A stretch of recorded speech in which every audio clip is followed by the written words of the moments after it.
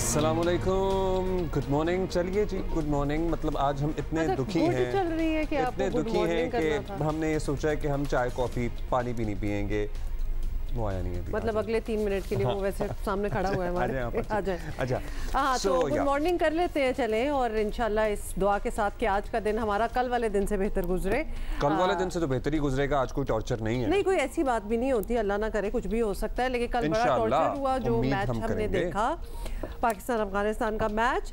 Now this was not one of those matches जो कि हम समझ रहे हो कि वील सेल थ्रू इट। हमें इस पे भी डर लग रहा था कि क्या होगा। हाँ, मैं आपको कल मना कर रहा था, बड़े बोल ना बोले, हम तो जीत ही जाएंगे, हम नहीं, मैंने ऐसा बिल्कुल नहीं कहा था। मुझे अब इतना कॉन्फिडेंस अपनी टीम पे नहीं रहा, लेकिन फिर जो हुआ वो भी एक्सपेक्ट नहीं कर रहे थे कि हम क्या मतलब आउट क्लास कर दिया उन्होंने हमें। और कुछ और वर्ड्स यूज करें ना, बिकॉज उन्होंने हमें थ्रू आउट द गेम हम पे डोमिनेट किया, हमें जैसे कहते हैं ना नेड़े नहीं लगने दिया। चलिए, ये तो वो थे जो हमारे साथ हुआ था। हम बिखरे हुए थे, हमारी शक्लों पे, हमारी बॉडी लैंग्वेज पे, हमारी प्ले पे जो हम खेल रहे थे, उन सारों पे लगता था कि एक क्वेश्चन मार्क, बड़ा सा एक क्वेश्चन मार्क लग गया। Everybody was unsure of themselves. एक तो होता है ना कि जी सर्कमस्टांसेस ऐसे थे कि मुझसे अच्छा खेला नहीं गया या आज मैं परफॉर्म नहीं कर सकता। एज इफ पूरी टीम जब मैदान में आई है तो उनको ऑलरेडी पता था there is something off with our team. और पता है क्या, I am sorry but there is a bad vibe coming from the captain now. मतलब मुझे it needs to be said. मुझे लगता है कप्तान जहाँ आते हैं, हमारे कप्तान बाबर आजम, एक तो वो मेरा ख्याल है कि हमारा खुमार उतर जाना चाहिए। वर्ल्ड क्लास प्लेयर, हम जिस तरह की टीमों के साथ खेल खेल के नंबर 1 बन गए, ठीक है बन गए, लेकिन अदरवाइज टीम के लिए उनकी क्या कंट्रीब्यूशन रही है। आप बाकी जो बल्लेबाज हैं इसी टूर्नामेंट में उनसे उनकी क्लास कंपेयर कर लें, करीब नहीं आते, वो करीब भी नहीं आते। अच्छा, और दूसरी बात ये है कि क्यों ऐसा लग रहा था, प्लीज़ हम वहाँ चेन्नई में अपने साथियों से जानने की कोशिश भी करेंगे कि अब्दुल्ला शफीक अच्छा भला खेल रहे हैं। पावर प्ले में हमारा एक छक्का भी लग गया, मतलब सब कुछ हो रहा था। उसके बाद बाबर आते हैं उनके साथ क्रीज के ऊपर और अब्दुल्ला शफीक को भी वो खत्म हो जाते हैं, कर देते हैं। उनका स्टाइल चेंज हो जाता है, वो तजब्जुब का शिकार हो जाते हैं, वो कंफ्यूज्ड हो जाते हैं, कभी उन्हें समझ में नहीं आ रहा होता मैं खेलूं ना खेलूं। और फिर बाबर जब आते हैं तो फिर हम कहते हैं कि ये कब जाएंगे भाई, क्योंकि अब वो स्टाइल ऑफ क्रिकेट ऑब्सोलीट हो चुका है जो शायद ये अपने जहन में बना के बैठे हुए हैं। गुज़श्ता 4 साल से इनकी कप्तानी में क्या इंप्रूवमेंट आई है ये भी कोई बता दें हमें, लिख के आज जियो पाकिस्तान टीवी पे। अच्छा, बाय द वे, और जिस छक्के का आपने जिक्र किया ना, तो थोड़ा सा ट्रिविया भी आपको साथ साथ दे दें। इस छक्के के इंतजार में मतलब हमने कितनी, आपको पता है कि कितने ये रन्स के बाद हुआ है? कितनी इनिंग्स पावर प्ले में? 1169 को क्या कहते हैं, जल्दी से बता दें। ऑलमोस्ट 1169 बॉल्स के बाद पावर प्ले में पाकिस्तान टीम ने छक्का मारा था। मतलब लोगों ने स्टेटस डाले थे कल इस छक्के के इंतजार में, इसके लिए तालियां हो रही थी। मुझे बड़ा अफसोस हो रहा है। ये सारी चीज़ें तो हम कर रही हैं, उसके बाद जो हम फील्डिंग हमने की है, फील्डिंग के वक्त बाय द वे अब्दुल्ला, आपको पता है कि वी हैड गिवन अप। हाँ, फील्डिंग, हमारी बॉडी लैंग्वेज ऑफ बॉल कहीं जा रहे हैं, हम सोच रहे हैं कि हम उसको पकड़े, ज़रूरत भी है कि नहीं, वो वाली फीलिंग आना स्टार्ट हो गई थी कि भागे इसके पीछे या ना भागे। We are over. It's almost as if our team has given up. भाई क्यों नहीं खेला जा रहा? 74 रन तुमने बना लिए, 92 गेंदों में क्यों बनाए? क्या स्ट्राइक रेट है तुम्हारा? अगर इफ्तिखार ना आते और वो 24 पे 40 ना करते तो हम 250 पे होते। मतलब दुनिया में जो क्रिकेटिंग नेशंस नई भी थी ना, जैसे अफगानिस्तान भी रिलेटिवली हमसे तो नई है ना, और हम अपने आप से हल्का ही समझते थे, कल के बाद तो नहीं, मतलब वो भी अब स्टैंडर्ड 350, 320, 315 पे करते हैं ख़त्म मैच। क्या हो गया है हमें? अच्छा, और हम तो चले ये हैं, ये जो इतना बड़ा ऑनट्राज है, ये जो हेड कोच हैं, ये जो मेंटर्स हैं, ये बड़े बड़े ओहदों पर बैठे हुए लोग हैं, इनका क्या किरदार है? What are they doing? ये सारे सवाल जो है ना, ये फिर अब आना स्टार्ट हो जाते हैं सामने। और हम एक बाबर आजम को ही क्यों पकड़ रहे हैं? बाकी सारी टीम की माशाल्लाह इस डिजास्टर में कंट्रीब्यूशन थी। बाबर को इसलिए पकड़ रहे हैं क्योंकि वो कैप्टन है। ठीक है फाइन, और उनके फैसले बहुत गलत रहे हैं throughout the tournament. That too, ठीक है फाइन, लेकिन माशाल्लाह अगर मुझे गेम खेलनी आती हो तो जो भी इर्द गिर्द का एनवायरनमेंट हो, मैं अपनी गेम तो खेलूँ ना, मेरी कंपेटिटिव एज क्यों ख़त्म हो? लेकिन इट फील्स लाइक कि किसी की कोई कंपेटिटिव एज नहीं है। It did not even feel like ये एक वर्ल्ड इवेंट, ये एक वर्ल्ड कप हो रहा है। आप इनकी फील्डिंग देख लें तो नहीं पता चल रहा, आप बॉलिंग देख लें तो नहीं पता चल रहा, बैटिंग तो माशाल्लाह वैसे ही पता नहीं क्या हुआ है हमारी बैटिंग को, मिडिल ऑर्डर हो या ओपनिंग हो या व्हाट, किसी एंगल से आप देख ले तो ये एक सब स्टैंडर्ड भाई अफगानिस्तान की दूसरी विकेट गिरने पे, और ये तसलसल से होती चली जा रही है। ये भी नहीं कि अफगानिस्तान की दूसरी विकेट गिरी है, हमने प्रेशर बढ़ाना था ना, हमने जाहिर है फास्ट बॉलरों के जरिए ही ली थी, तो हम उसी को कंटिन्यू करते हैं। उसके बाद स्पिनर्स लगाती है। किसके दिमाग में आती हैं ये बातें? ये क्या फैसले हैं? ये फैसले जो है ना, मतलब नोबडी इवन जिसको स्लाइटेस्ट सेंस ऑफ क्रिकेट है ना, वो भी कल का मैच देख के सर पकड़ के बैठ रहा था कि भाई what is this guy doing. अच्छा, और फिर एक सवाल ये होता है कि हम हर चीज़ में कहते हैं ना कि अच्छा ये तो कप्तान की ऑब्वियसली डिसीजन मेकिंग है और वही डिसाइड करेगा हु गोज वेयर, लेकिन इतना बड़ा स्टाफ साथ जाता है, मतलब nobody else can see the disaster that is unfolding, और मे बी कोई पैगाम ही भिजवा दो। हमने इनको इतना बड़ा बना दिया। आई एम सॉरी, पता नहीं क्या हुआ है कि बहुत से अल्फाज और मुहावरे आ रहे हैं जहन में, नहीं इस्तेमाल करने चाहिए। हमने इनको इतना लाजुन लाइफ पोर्ट्रे कर दिया है कि ये अपने आप को ना बहुत तुरम खान समझने लगे हैं सारे। ये होता है हुमा, ये भी होता है यहाँ पे। कैप्टन ठीक है, ऑन द फील्ड जब आप पहुंच गए कैप्टन ही है, लेकिन कैप्टन क्या हमारा, हमें नहीं पता, लेकिन हम ये जानने की कोशिश करेंगे क्या हमारा कैप्टन ये एटीट्यूड भी रखता है कि दूसरों की बात सुने और अपने आगे किसी की राय को अहमियत दे। ये सारी बातें हैं जो अब तो होंगी, पहले नहीं होती थी, अब तो होंगी, because your performance has been pathetic, मतलब इंडिविजुअल भी सर और टीम की भी आपकी वजह से। ये जो हम बातें कर रहे हैं ना, ये हम, आप कह रहे होंगे भरे हुए हैं दोनों आज सुबह, और ये स्टार्ट हो गई है, ये हम सोशल मीडिया को भी देख रहे हैं। हम ऑब्वियसली हमारे correspondents they are out in the field, तो हम वहाँ से भी सुनते रहते हैं कि लोगों का क्या कहना है। तो ये जो हमारे जज्बात हैं इस वक्त जो हम दोनों निकाल रहे हैं सुबह सुबह, ये लिटरली अवामी जज्बात हैं। These are not just confined to us और अ फ्यू पीपल। लोगों का क्या क्या कहना है, मेरा ख्याल एक दफा कल के बाद में एक और हिस्ट्री भी, पहले हमारा इंडिया ही स्टॉन्च राइवल होता था, अब अफगानिस्तान तो आपको पता ही है ना, अब हमें अपना, हमने वो बात ही नहीं की कि वो हमें अपना स्टॉन्च राइवल ही समझते हैं, तो वो अब हम पे वो अपने मुकाबले को इसी तरह लेंगे आगे से। अच्छा, जीत के बाद उनका क्या कहना था एंड ऑल दैट, उस पर हम बाद में बात करेंगे, पहले तो अपना ही रोना रो लें। अब आम क्या क्या कहना है, मुलाहिजा फरमाएं। काय का किंग भाई, किंग बोल बोल के उसका दिमाग खराब कर दिया है आप लोगों ने, उसको हटाइए। कैप्टन अपने बंदे ला रहा है और ये जितनी भी टीम है सारी सिफारिशी आई हुई है। पाकिस्तान ऐसे खेला है जैसे क्लब क्रिकेट खेल रहा हो, मले की टीम खेल रही हो, भाई वर्ल्ड कप खेल लेगी हो। हार रहे हैं, हर किसी से हार रहे हैं, इंडिया से हार रहे हैं, हर किसी जिससे खेल रहे हैं वैसे ही हार रहे हैं, रोजाना ही मैच हार रहे हैं। इनको बोलें कि वापस आ जाएं। बॉलिंग जो हमारी स्ट्रेंथ थी वो इस टाइम वीकनेस बनी हुई है। बॉलिंग बिल्कुल ऐसी चल रही है, टेप बॉल से भी बदतर। टीम बिल्कुल बेकार, जो है परफॉर्मेंस बेकार, स्पिनर इनके पास कोई था नहीं। जो स्पिनर जो इनको लेके गए अपना अबरार को, उसको रिजर्व में बिठा दिया इन्होंने। मैं तो इस क्रिकेट को क्रिकेट नहीं कहता, ये तो क्लब लेवल की भी क्रिकेट नहीं थी, यानी ये क्लब लेवल की भी ये क्रिकेट नहीं है, लोगों का ये कहना है। और ये तो हमने फिर भी आपको चंद तासुरात तो इर्द गिर्द आपने वैसे भी सुन ही लिए होंगे।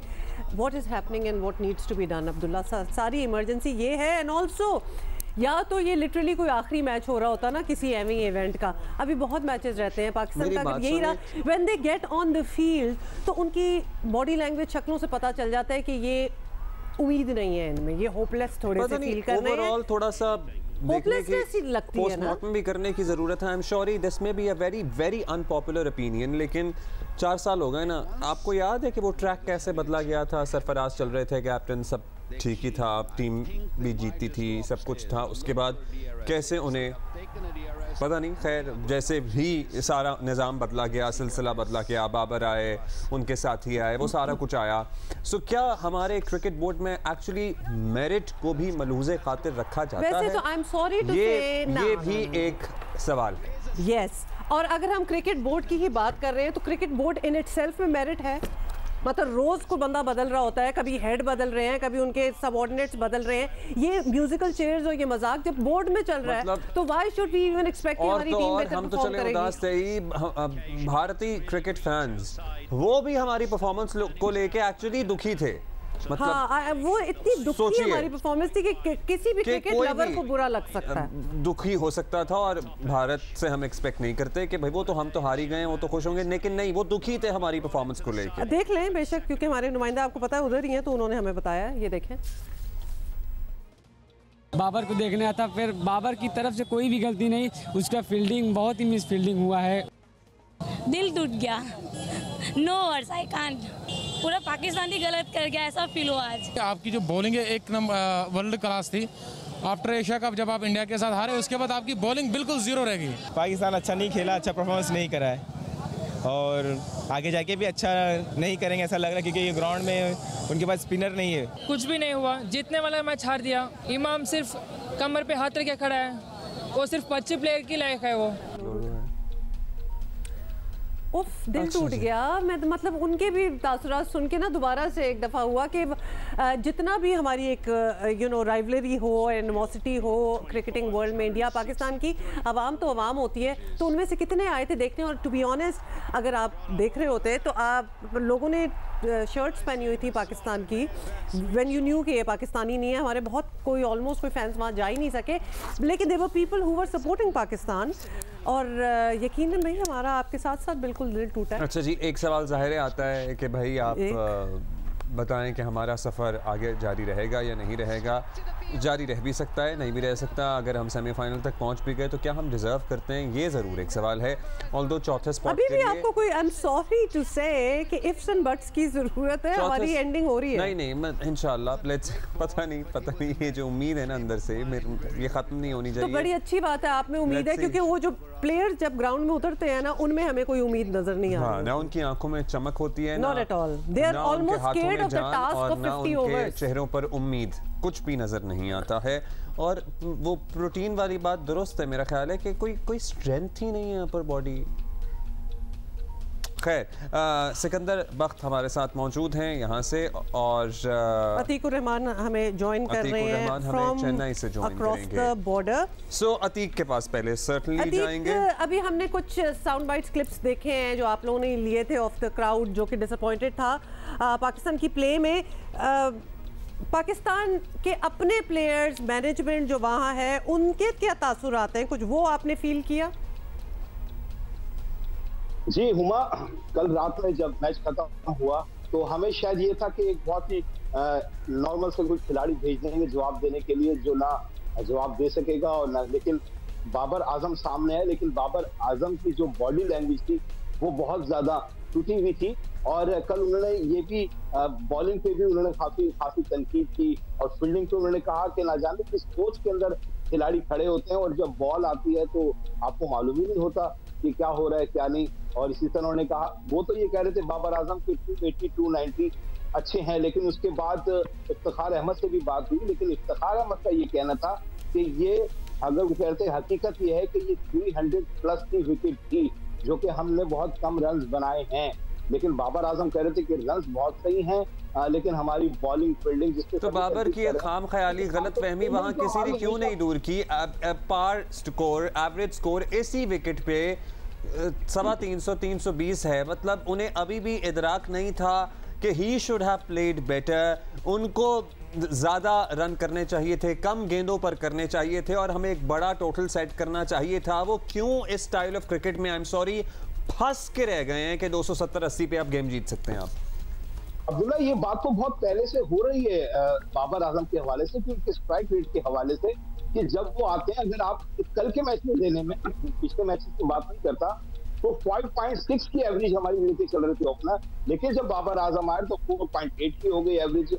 तो और अगर वो 73 की पार्टनरशिप नहीं लगती जो इफ्तिखार ने आके बल्ला घुमाया है, चौके छक्के लगाए हैं, तो हम मेरे ख्याल से यहाँ तक भी नहीं पहुंचते। और जहां तक सबसे बड़ी कमजोरी इस टूर्नामेंट के अंदर जो अब्दुल्ला सुल्तान होमा नजर आई है, वो 6 की नजर आई है। अब तक हमने 5 मैचेस में, आप यकीन जानेंगे, 24 छक्के लगाए हैं सिर्फ, वो भी कल 9। अगर कल के 9 हटा दे तो 4 मैचेस में 15। हमारे खिलाफ कितने पड़े छक्के? 40 छक्के पड़ चुके हैं हमें। हमारी एवरेज अगर आप देखें अटैकिंग की, वो तो बहुत ही ज्यादा, मुझे ऐसा लगता है कि नीदरलैंड, अफगानिस्तान और ये श्रीलंका से भी हमारी जो है अटैकिंग एवरेज जो है वो सबसे ज्यादा नीचे, चढ़कर खेलते ही नहीं है। चढ़कर खेलना ही भूल गए हैं। बॉलिंग हमारी न जाने क्या हुआ है, नसीम साहब चले गए तो ऐसा लग रहा है कि हमारे पास तो बॉलर ही नहीं है। आप फील्डिंग की बात कर रहे हैं, फील्डिंग तो खैर हमारी कोई नई बात तो नहीं है कि कल हमारी अचानक एक फील्डिंग खराब हो गई। अरे भाई, ये साल का पाकिस्तान टीम का मसला रहा है कि पाकिस्तान टीम आसान कैचेस भी छोड़ती है, कैचेस भी ड्रॉप करती है। ये बड़ा बेहतर हो गया था, आप सबको याद है अतीक। खैर, हम नसीम तो खुद रिलेटिवली न्यूकमर थे, शाहीन के अनफिट हैं अपेरेंटली, वो अपनी लाइन लेंथ सब भूले हुए हैं, इस पे भी बात करेंगे। लेकिन सिक्कू से आप भी अब हम we will give the floor to you, क्योंकि हमने काफी कुछ कह दिया है। We are at a loss, we are to be honest, we are at a loss कि वो क्या रहा है इधर।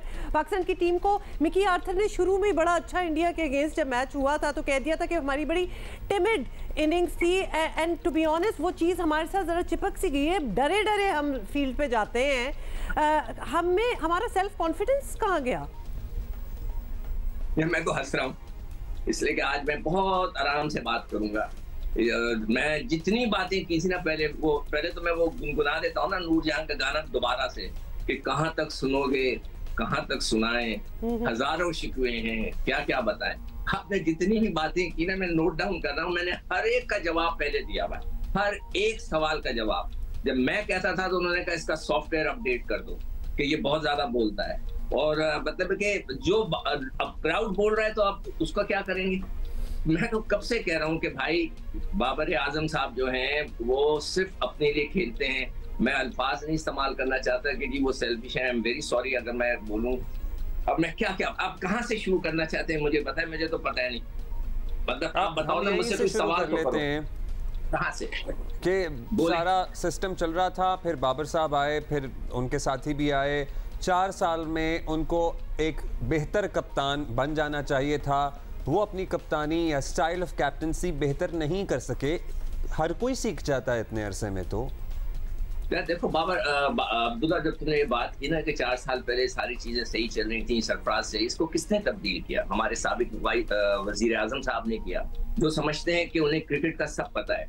साबिक वजीर आजम ने आके सरफराज को चेंज किया सिर्फ इसलिए कि सरफराज ने जो है इंडिया के खिलाफ पहले बैटिंग नहीं की, बॉलिंग कर दी थी। तो इस दफा बाबर ने 2-3 दफा ऐसी गलतियां करके मैच हार गया, उसका कोई इलाज होगा? तो ये सारे जो क्रिकेट के अंदर जो इस वक्त प्रॉब्लम चल रही है वो हमारे साबिक वजीर आजम साहब की जो क्रिकेट को तब्दील उन्होंने किया, ऊपर से उल्टा कर दिया, ये उसके वजह से हो रहा है। तो इस वक्त हमारी जो क्रिकेट है वो बिल्कुल किसी लाइन पे नहीं चल रही।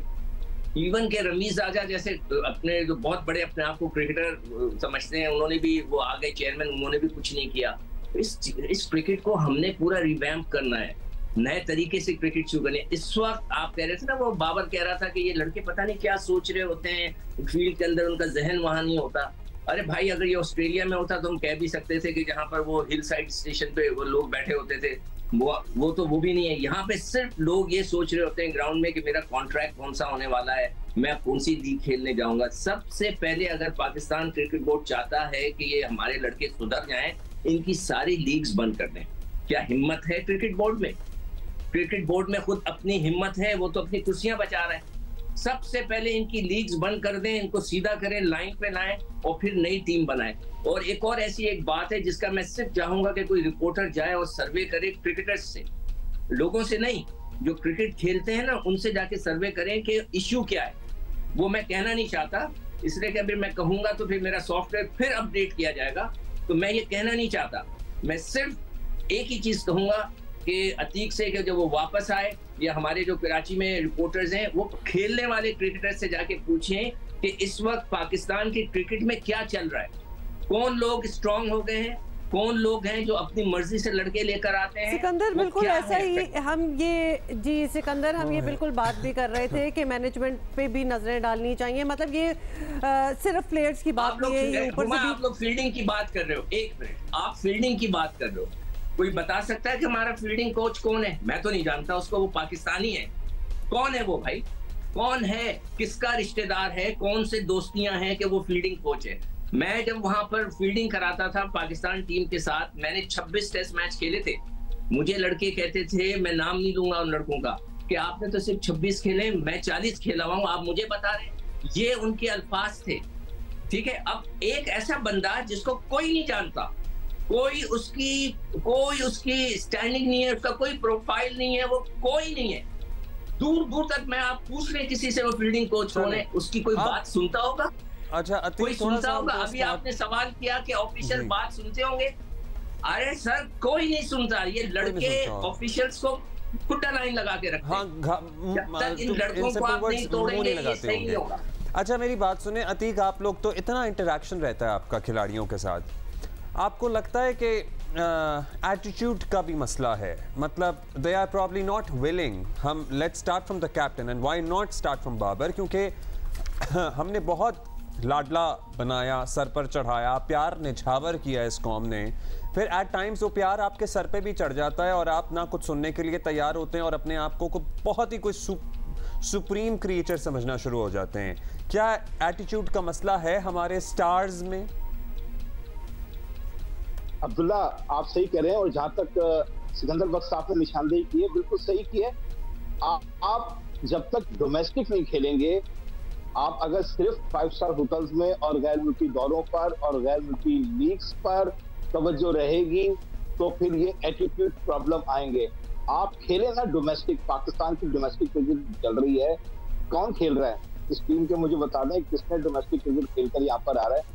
जब आप T20 परफॉर्मेंस के ऊपर ODI खेलेंगे, आप डोमेस्टिक परफॉर्मर के लड़कों को नहीं लेके आएंगे तो ये एटीट्यूड प्रॉब्लम आएगा। डोमेस्टिक क्रिकेट के जो आते हैं उनमें एटीट्यूड प्रॉब्लम नहीं होता, लेकिन यहाँ आप जब T20 क्रिकेट से आते हैं तो वो एटीट्यूड प्रॉब्लम रहता है। और फिर आप ये कहते हैं कि मैं तो बस अब पाकिस्तान टीम, मैं वर्ल्ड कप चैंपियन, मैं वर्ल्ड कप खेलने वाला, मैं प्लेइंग 11 का हिस्सा, मैं कहाँ जाके ये अपना डोमेस्टिक क्रिकेट खेलूं? आप दें रगड़ा डोमेस्टिक क्रिकेट पर, डोमेस्टिक क्रिकेट से ही आपकी क्रिकेट बेहतर होती है। लेकिन अगर आप डोमेस्टिक क्रिकेट नहीं खेलेंगे, सिर्फ लीग खेलेंगे, T20 खेलेंगे, पैसा बनाएंगे, 5 स्टार होटल। अतीक वैसे शाहीन की फिटनेस का क्या इशू है? Is he not right, is he not well? क्योंकि ऐसा कैसे हो सकता है कि वो नहीं नजर आते अपने रंग में, अपने अंग में जिसमें वो हुआ करते? मतलब जो उनकी एक्सपर्टीज है, जिस चीज की वजह से he is a part of the team, वो एलिमेंट है ही नहीं, या फिर वो गायब है एलिमेंट। या फिर he is a T20 bowler and he is not a one day cricketer. नहीं अब्दुल्ला हुमा, ये नहीं कि वो सिर्फ T20 है। शाहीन शाह अफरीदी ने तो फिर बताएं ना कि क्या ही इज नॉट वेल? हम तो कंसर्न है कि उनकी तबीयत क्या ठीक है, इंजरी है क्या उन्हें? मुझे आप बताएं और टीम का कौन, इंडिया के अलावा और टीम का कौन सा फास्ट बॉलर जो है वो कोई खौफनाक बॉलिंग कर रहा है? बोल्ट की एक नॉर्मल है, स्टॉक की एक नॉर्मल चल रही है। ये कंडीशन ऐसे है, यहाँ पर आपके फास्ट बॉलर उस तरीके से बॉल नहीं कर सकते जिस तरह आपने शाहीन शाह को देखा है। अब हारिस रऊफ को ले लें, हारिस रऊफ को क्या उसकी जो है पिटाई हो रही है, चाहे वो माशाअल्लाह डेविड वार्नर हो या अफगानिस्तान के क्रिकेटर आपको जो है वो मार रहे हैं। और मैं इसको अपसेट तो नहीं कहूंगा, क्योंकि बहुत से लोग कह रहे हैं कि अपसेट हो गया। अपसेट नहीं हुआ, अपसेट तो ये होता है कि आप अचानक जीत जाएं, लेकिन अफगानिस्तान की टीम आपको 2 मरतबा वो ODI के अंदर फंसा चुकी है, फिर ये अभी की वर्ल्ड चैंपियन को हरा चुकी है, चैंपियंस ट्रॉफी की विनर को हरा चुकी है, तो ये ग्रो कर रही है। और कल जिस तरीके से अफगानिस्तान ने खेला आउटस्टैंडिंग। अतीक आप कंडीशंस की बात, सॉरी जी, आपने वहाँ की कंडीशंस की बात की है, फास्ट बॉलर्स के लिए कंड्यूसिव नहीं है, तो कौन से हमारे बैटर कमाल कर रहे हैं? मतलब कौन सी कंडीशन है वहाँ कि ना हमारे बॉलर चल रहे हैं, ना हमारे बैटर चल रहे हैं? लगता है जब बाकी सबका चल रहा है, हमारा नहीं चल रहा। सारों का काम प्रॉपर चल रहा है, हमारा ही उल्टा हो जाता है। जब हम फील्ड पे जाते हैं तो सारी हमारी प्लानिंग जो है वो थोड़ी सी ऑफ हो जाती है। मतलब इट टुक अस 130, अफगानिस्तान कल बना चुका था, उसके बाद हमने पहला बंदा आउट किया है। वो they were well on their way to making a score, beating us. Sikandar, बल्कि मैं आपसे पूछूंगी, ये ODI हो रहा है, 50-50 ओवर्स हैं, अफगानिस्तान वो सो कंफर्टेबल, वो इतने कंफर्टेबल थे, कोई टेंशन नजर नहीं आ रही थी, almost as if they knew कि they have it in their hand. Huma, जो सबसे बड़ा मसला पाकिस्तान क्रिकेट टीम के साथ इस वक्त है, एक तो मैंने आपको कहा ना, अगर इनको सुधारना है तो आप इनके सारी लीग्स बंद करें, ठीक है? और आप ये कहेंगे कि ये हम नहीं खेलते, तो उनको बोले जी जाएं, हम नई टीम बनाते। ये ऐसे जलेबी की तरह सीधे हो जाएंगे, ये जलेबी की तरह।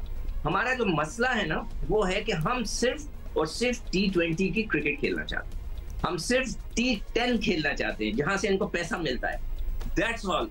कोई लड़का जो है तैयार नहीं, अभी जो अतीक ने बात बोली है कि जाके डोमेस्टिक क्रिकेट खेले, county cricket, America, Australian cricket, New Zealand की क्रिकेट का ये कानून है कि अगर आप 4 रोजा क्रिकेट नहीं खेलेंगे, you can not qualify for the test cricket team. या मेरी बात सुने सिकू, आई वंडर कि ये कायदे आजम ट्रॉफी का जो फाइनल चल रहा है, दूसरा दिन है, वो कितने सेलेक्टर्स जाके देख रहे हैं, कितना टैलेंट उसमें से उसको भी छोड़ दें, छानने की कोशिश कर रहे हैं। हमारे साबिक प्राइम मिनिस्टर साहब ये कहते थे कि कराची और लाहौर का मैच होगा तो क्राउड भरा हुआ होगा। कल देख लें, फैसलाबाद और कराची का फाइनल हो रहा है ना, वहां पर अगर आपको 4 लोग नजर आ जाएं देखने वाले, अरे सर कोई नहीं जाता, सिर्फ स्टार्स को देखने जाते हैं। ये सारी बातें लोगों के दिमाग में घुसा दी गई हैं। मैं आपको कह रहा हूं कि ये नया पाकिस्तान बना था ना, उसने हमारी क्रिकेट को तबाह कर दिया है। और उसके आप बिठा लें मुझे, कोई किसी आप नए पाकिस्तान के किसी लीडर को मेरे सामने बिठा दें, मैं कहता हूँ आप जावेद कप्तान को बिठा दें, मैं खुदा की कसम वो वाली कॉन्वर्सेशन है जो कभी खत्म नहीं होगी, and there is a lot that can be said and discussed, but thank you so much, हमारे पास इतना ही टाइम है। Thank you Siku. और पता है क्या, अतीक हमें बता रहे थे कि हमारे बॉलर्स जो हो सकता था वो कर रहे हैं, इसका मतलब है कि हमारे बल्लेबाज अपनी गलतियों की वजह से आउट हो रहे हैं, दूसरों के भी तो नहीं होते ना, because they are not making mistakes. Mian Nawaz Sharif वापस आ गए, अब शानदार इस्तकबाल भी हो गया। What next? एक तो ये सवाल है कि मुस्लिम लीग नून के पास क्या है आवाम को ऑफ़र करने के लिए, दूसरा ये कि उनके जो केसेस हैं उनका क्या मुस्तकबिल है। सो आज वो अदालत के सामने पेश होंगे। एक्चुअली इस्लामाबाद में वो 2 जगह जाएंगे, एहतसाब अदालत भी जाएंगे और इस्लामाबाद हाई कोर्ट भी जाएंगे। इस्लामाबाद हाई कोर्ट में अल अजीज़िया एवन फील्ड जो केसेस हैं उनकी, जिसमें मरियम नवाज साहिबा पहले यहाँ थी तो वो बरी हो चुकी हैं, ये यहाँ थे नहीं, तो अब ये अपीलें पेंडिंग हैं, उस सिलसिले में कार्रवाई आगे बढ़ेगी। हमारे साथ ही इस्लामाबाद से हमें ज्वाइन करेंगे तोशा खाना केस से मुताल्लिक हमें अपडेट करेंगे अरफा फिरोज़ जो कि एहतसाब अदालत के बाहर मौजूद हैं, और अवैस यूसुफजई इस्लामाबाद हाई कोर्ट के बाहर मौजूद हैं।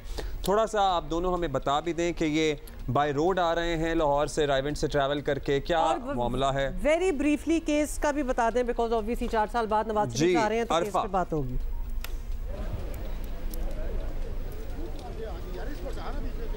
अच्छा अब्दुल्ला, जो नैब कोर्ट है उसमें आज तोशा खाना केस जो है उस पर जो रेफरेंस फाइल हुआ था 2020 में, उसमें जो मुल्ज़िमान थे नवाज शरीफ थे, आसिफ अली जरदारी और यूसुफ रज़ा गिलानी और शरीक मुल्ज़िमान इसमें दीगर थे, उसकी आज जो है वो समाअत मुकर्रर है। एहतसाब अदालत के जज मोहम्मद बशीर इस पर जो है वो समाअत करेंगे। इसके बारे से मैं आपको बताता हूँ, पहले ये बताता हूँ कि नवाज शरीफ जो है तकरीबन कोई 11 साढ़े 10 के आसपास जो है वो आज एहतसाब अदालत पहुँचेंगे, जो हमें अभी तक लेटेस्ट रिपोर्ट मौसूल हुई है।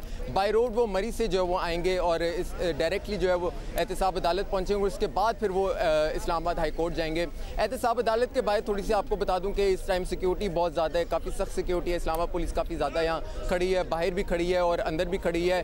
सैयद यूसुफ रज़ा गिलानी जो साबिक वज़ीर आज़म थे वो कुछ देर पहले एहतसाब अदालत आए थे अपने वकला के साथ, क्योंकि उनको भी ये जब से सुप्रीम कोर्ट का जो फैसला हुआ था नैब तरामीम के हवाले से, उसके बाद एहतसाब अदालत ने जो है वो नोटिस जारी किए थे और उसमें मुख्तलिफ सियासी शख्सियात थी उनको नोटिस जारी किए थे। आज चूँकि इस तोशाखाना केस में यूसुफ रज़ा गिलानी, आसिफ अली जरदारी और नवाज शरीफ भी जो है वो इनमें जो है वो नामजद हैं, तो इसलिए यूसुफ रज़ा गिलानी को ज़ाती हैसियत में आज तलब किया गया था। यूसुफ रज़ा गिलानी आए और एहतसाब अदालत जो है वो पेश हुए, उनकी हाज़िरी लगाई गई, उनके वकला भी उनके साथ थे, जज मोहम्मद बशीर के रूबरू होकर वो पेश हुए और उसके बाद यूसुफ रज़ा गिलानी जो है यहाँ एहतसाब अदालत से जो है वो चले गए हैं। अब इंतज़ार है नवाज शरीफ का और नवाज शरीफ जो है तकरीबन 11 या 11:30 के आसपास जो है वो एहतसाब अदालत पहुँचेंगे। ये 2020 में रेफरेंस फाइल हुआ था नवाज शरीफ, यूसुफ रज़ा गिलानी और आसिफ जरदारी के अगेंस्ट, और इसमें जो है वो व्हीकल्स के हवाले से है, जो तोशाखाना से जो व्हीकल्स ली गई थी उसमें जो है वो उसके हवाले से ये रेफरेंस जो है वो दायर हुआ था। और इसमें चूँकि नवाज शरीफ जो है वो बैरून मुल्क चले गए थे और 2020 में दायर हुआ था, उनके बैरून मुल्क जाने के बाद ये रेफरेंस दायर हुआ था, तो नवाज शरीफ जो है वो ऑब्वियसली पेश यहाँ नहीं हुए थे और उसके बाद इनके जो है वो काबिल ज़मानत वारंट और फिर उसके बाद जो है वो इनको इश्तिहारी करार दे दिया गया था। तो उसी के बाद 17 अक्टूबर को नवाज शरीफ के वकला अदालत के सामने पेश हुए थे। उन्होंने कहा था, दरख्वास्त दायर की थी कि इनके जो दायमी वारंट हैं उनको मुअत्तल कर दिया जाए और नैब प्रोसिक्यूटर ने भी इस पर जो कोई इतराज़ नहीं उठाया था। उन्होंने कहा था ठीक है, अगर नवाज शरीफ सरेंडर करना, फिर जाएंगे इस्लामाबाद हाई कोर्ट और इस्लामाबाद हाई कोर्ट से अवैस हमें अपडेट करेंगे। बताइएगा अवैस, यहाँ अल अजीज़िया और एवन फील्ड रेफरेंसेस में सज़ा हो चुकी थी इन्हें, उसकी अपीलों की समाअत है, तो क्या आज कार्रवाई होगी या सिर्फ हाज़िरी होगी, क्या होगा आज? जी देखिए, जो नवाज़ शरीफ के ख़िलाफ़ अपीलें चल रही थी अल अज़ीज़िया स्टील मिल्स रेफरेंस और एवन फील्ड रेफरेंस में एहतसाब अदालत ने सज़ा सुनाई थी। एहतसाब अदालत ने एवन फील्ड रेफरेंस में नवाज़ शरीफ को 10 साल कैद की सज़ा सुनाई थी, अल अज़ीज़िया स्टील मिल्स रेफरेंस में 7 साल कैद की सज़ा सुनाई थी। तो इन दोनों सज़ाओं को इस्लामाबाद हाई कोर्ट में चैलेंज किया गया था और अदालत ने इन अपीलों पर नोटिस जारी कर रखे थे, नैब से दलाइल तलब किए हुए थे। अदालत ने इंटरिम रिलीफ देते हुए यानी अबूरी रिलीफ देते हुए जो एवन फील्ड रेफरेंस है उसमें इनकी सज़ा मुअत्तल कर दी थी, ज़मानत दे दी थी, जबकि अल अज़ीज़िया स्टील मिल्स रेफरेंस में मेडिकल ग्राउंड्स पर उनको बेल मिली थी। ताहम उसके बाद जब इलाज के लिए नवाज़ शरीफ बैरून मुल्क गए तो वापस नहीं आए और इन अपीलों को जब दोबारा समाअत के लिए फ़िक्स किया गया तो मुसलसल नोटिस के बावजूद जब वो पेश ना हुए तो अदालत ने उनको इश्तिहारी डिक्लेयर कर दिया था और इश्तिहारी डिक्लेयर करते हुए उनकी ये दोनों अपीलें नॉन प्रोसिक्यूशन यानी अदम पैरवी के बायस खारिज कर दी थी, यानी कि आर्गूमेंट सुनने के बाद मेरिट्स पर डिसाइड नहीं हुई थी बल्कि टेक्निकल ग्राउंड्स पर इनको खारिज कर दिया गया था। साथ ही अदालत ने उस फैसले में ये लिख दिया था कि नवाज़ शरीफ जब सरेंडर कर दें या अथॉरिटीज़ उनको पकड़ लें तो वो फिर दोबारा एक दरख्वास्त देकर ये अपीलें बहाल करा सकते हैं जिन पर दोबारा मेरिट पर दलाइल होंगे और फिर वो डिसाइड की जाएंगी आर्गूमेंट सुनने के बाद। तो अब नवाज़ शरीफ की जानिब से पहले तो हिफाजती ज़मानत की दरख्वास्त दायर की गई क्योंकि वो इश्तिहारी थे और ये ख़दशा था उन्हें कि वो अगर एयरपोर्ट पे आते हैं तो उन्हें यहाँ पहुँचते ही गिरफ़्तार किया जा सकता है। तो अदालत ने एक रिलीफ उन्हें ये दिया कि अदालत पहुँचने तक उनकी गिरफ़्तारी रोक दी और हिफाजती ज़मानत की दरख्वास्त पर यह ऑर्डर जारी किया, जबकि 2 दरख्वास्तें दायर की गई हैं नवाज़ शरीफ की जानिब से। उनके वकील अमजद परवेज़ एडवोकेट ने इस्लामाबाद हाई कोर्ट में जमा कराई हैं जिसमें यह इस्तदा की गई है कि नवाज़ शरीफ की जो एवन फील्ड रेफरेंस और अल अज़ीज़िया स्टील मिल्स रेफरेंस में सज़ा के ख़िलाफ़ अपीलें हैं जिसमें यह मौक़िफ़ इख्तियार किया गया है कि उन्हें सज़ा गलत सुनाई गई थी और सज़ाओं का फ़ैसला कलअदम करार दे के उन्हें बाइज़्ज़त बरी किया जाए, वो अपीलें दोबारा बहाल की जाएँ और उन पर मेरिट्स के साथ दलाइल सुनने के बाद कोई भी फ़ैसला जारी किया जाए। तो आज जो कार्रवाई होगी इस्लामाबाद हाई कोर्ट में वो अपीलें बहाल कराने की दरख्वास्तों पर समाअत होगी और उस पर अदालत जो है फ़ैसला जारी करेगी। बिल्कुल अवैस, ओके, अब अवैस ने और अरफा ने हमें बता दिया कि एग्जैक्टली आज क्या एक्सपेक्टेड है, होना क्या है एहतसाब अदालत में। सोहेल बड़ाइच साहब ने हमें ज्वाइन किया है और ज़रा तज्जिया लेते हैं उनसे मौजूदा सूरत हाल पर। सोहेल साहब शुक्रिया। सोहेल साहब पहले तो आपसे तज्जिया चाहेंगे हफ्ते की शाम वाले शो पर, क्योंकि आपसे हमारा राब्ता नहीं हुआ। उसके बाद मुस्लिम लीग नून ने नवाज़ शरीफ का जिस अंदाज में इस्तकबाल किया, आपको लगता है कि सब कुछ जैसा वो तवक्को कर रहे थे वैसा हो गया, मियाँ साहब मुतमईन होंगे और ये एक बड़ा पावर शो था? मेरा ख्याल है कि जो ये पावर शो नून लीग ने किया ये हर लिहाज से नून लीग के लिए भी सेटिस्फाइंग है और जो हम बहुत अरसे से ये देख रहे हैं जो रैलीज़, तो उस हवाले से it was well organised, well attended और अच्छा शो था। लेकिन अगर इसका कंपैरिजन करें तो मेरा ख्याल है कि आज तक जो सबसे बड़ा शो हुआ वो तो 10 अप्रैल 1986 का सबसे बड़ा शो था जब मोहतरमा बेनज़ीर भुट्टो आई थी और जब लाहौर एयरपोर्ट से लेके मीनार पाकिस्तान तक जो था इस्तकबाल भी हुआ था और उतना बड़ा शो तो हमने नहीं देखा अपनी आंखों से। दूसरा उसके बाद इमरान खान ने जो पहला शो किया था मीनार पाकिस्तान पे जिससे हवा बंदी थी पीटीआई की, वो पुरजोश ज़्यादा था। तो और उसमें जो थी हमने देखा था कि पढ़ी लिखी मिडिल क्लास जो थी वो थी और ज़्यादातर लोग लाहौर से गए थे और गुलबर्ग से और कैंट से। इसमें जो थी वो बहुत ज़्यादा तादाद हमें नहीं ऐसी नज़र आई। ये पॉलिटिकल वर्कर्स का शो था, ये एक्टिविस्ट थे और उस तरह से आम पब्लिक का ये शो नहीं था। अच्छा जी, बड़ाइच साहब ये भी बताएं कि अब नवाज़ शरीफ जो हैं वो वापस आ चुके हैं, उन्होंने सियासी जंग भी लड़नी है और कानूनी भी। तो आज ज़मानत में एक्सटेंशन के लिए वो जा रहे हैं, फिर सज़ाएं मुअत्तल कराने के लिए भी पूरी उनकी ये कोशिशें हैं। अगर किसी वजह से ये रिलीफ ना मिले और नवाज़ शरीफ की इंतखाबी अहलियत बहाल ना हुई तो मुस्लिम लीग नून क्या करेगी? क्या कोई उनके पास प्लान बी भी होगा इलेक्शन जीतने के लिए? कुछ तो सोचा होगा उन्होंने। जी, मेरा ये ख्याल है कि अगर नवाज़ शरीफ को अदालतों से रिलीफ ना मिला तो ये नून लीग के लिए और नवाज़ शरीफ के लिए बहुत बड़ा धचका होगा। और इस वक्त जिस सियासी हवा में वो उड़ रहे हैं उससे उन्हें काफ़ी जो धचका लग जाएगा। लेकिन मुझे ये लगता है कि ये धचका लगने का इम्कान कम है, और ऐसा लगता है कि नून लीग जो है वो अपनी इंतखाबी मुहिम जो है वो मियां नवाज शरीफ के साथ चलाएगी। और यूँ भी ये भी लगता है कि ये सारा कुछ जो है ये ऐसे ही नहीं हो रहा, बहुत सारी चीज़ें की अंडरस्टैंडिंग होती है पहले पाकिस्तान में, उसके बाद वो चीज़ें जो हैं वो होती हैं। और दूसरा ज़ाहिर है पॉलिटिकल प्रोसेस ने भी आगे चलना है, जनवरी के इलेक्शन का भी ऐलान हो चुका है, पीटीआई और एस्टेब्लिशमेंट की बन नहीं रही, हमें साफ नज़र आ रहा है कि वो उनके साथ जो उनको वो आज़ादियाँ नहीं मिल रही, वो बहुत सारे लोग जेलों में हैं और वो अपना रवैया भी तब्दील नहीं कर रहे। तो ऐसे में ज़ाहिर है एडवांटेज किसको मिलेगा? जो दूसरी बड़ी पार्टी है तो वो एडवांटेज नून को मिल रहा है। अच्छा, ज़ाहिर है दूसरी पार्टी को तो स्पेस अब नहीं मिल रही जो पहले इनको नहीं मिल रही थी। बताइएगा बड़ा साहब, मुस्लिम लीग नून की तरह तहरीक इंसाफ के सामने भी एक तवील ऐसा लग रहा है, फ़िलहाल तो कानूनी जंग है, फ़ौजी अदालतों वाले फ़ैसले को तो वो रिलीज़ समझें भी, लेकिन साइफ़र केस में फ़र्द जुर्म लग जाना तहरीक इंसाफ लीडरशिप के लिए बड़ा ख़तरनाक हो सकता है। आपको चेयरमैन साहब अगला इलेक्शन लड़ते नज़र आ रहे हैं?